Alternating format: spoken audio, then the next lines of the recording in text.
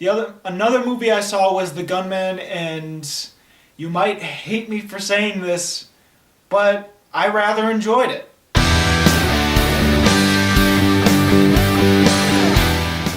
So The Gunman is made by the same person who created Taken, and in a way it does feel a little bit like Taken because it feels like it's just another excuse to try to get an older actor into the action genre.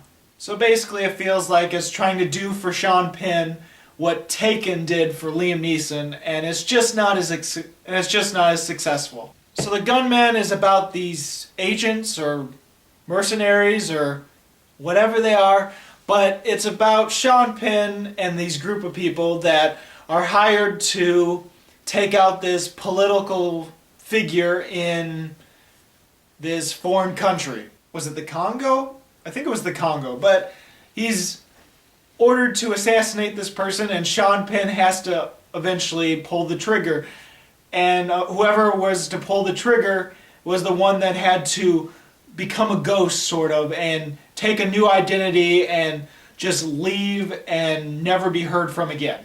And so, of course, Sean Penn has to leave his girlfriend behind and basically become a ghost in a way. However, one day, a couple years after the whole assassination, he is attacked by these people that are specifically targeting him. So now it turns out that someone must have figured out what they did with this politician back in the day and now is trying to kill everyone that was involved with the team that had assassinated this politician. And so now it becomes a race against time for Sean Penn to figure out who knows about the operation, who ratted on them, and figure out a way to kill that person so he's not killed himself. And just as you would expect, he eventually gets back with his girlfriend and they hook up.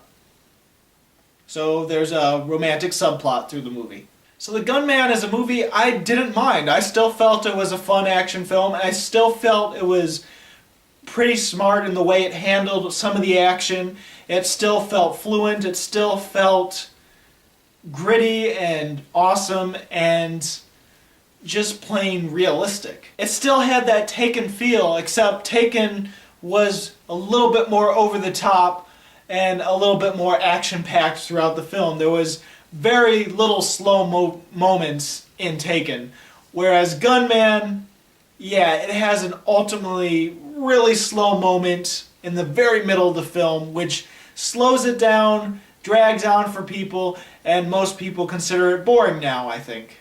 Sean Penn is still really good in the movie. Other actors are really good in the movie as well, but there are two really amazing actors that felt like they were underutilized in this film. The two actors that felt very underutilized in this film was Idris Elba, which he is only in it for like 2 or 3 scenes in this entire movie, and very short scenes with that. And the other one was underutilized was Javier Bardem, which is a very good actor, which looked like he was going to be the villain in this movie. Nope, trailers lied to you. He's not the villain. He's just sort of a friend that is now dating the gunman's, Sean Penn's, girlfriend, and actually is engaged to her. Yeah, what a dick. I think the main reason that most people feel it's slow and boring is because of the second half of this film. And I think it's because it feels like there is 2 first acts in this film rather than just one.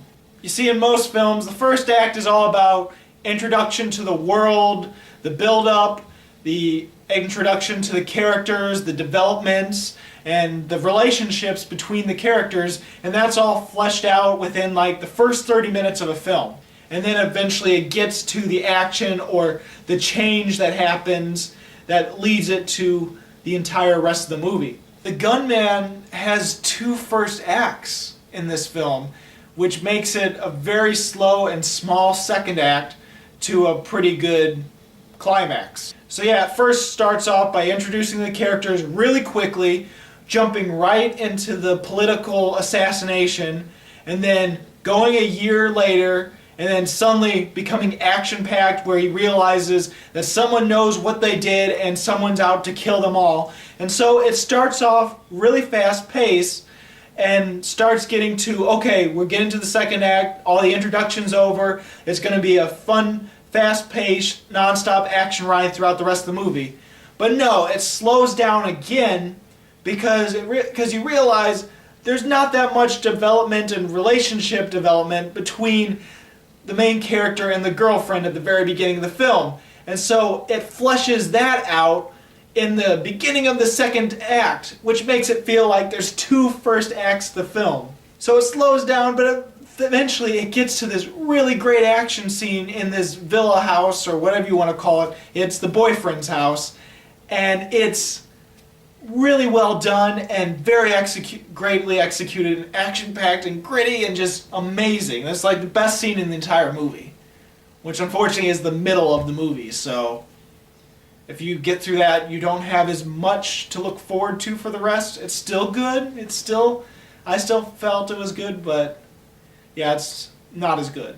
Not as good as the amazingness that happens in the middle of the movie. Also, if you don't like, for some reason there's a lot of hate for action movies that are trying to be serious and trying to be a little bit more dramatic. A lot of people aren't liking that lately. So if you're not a fan of seriousness, you're probably not going to like The Gunman, because it is a little bit more melodramatic than it probably should be.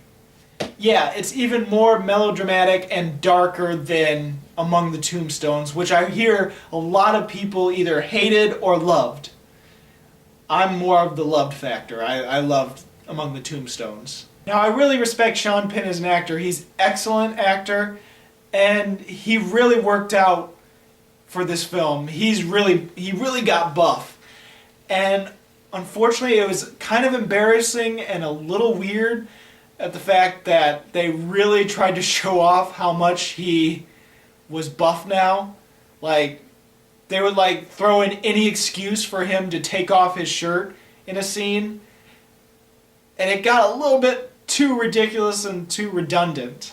Overall, I still like The Gunman, and I have to give it 3 stars.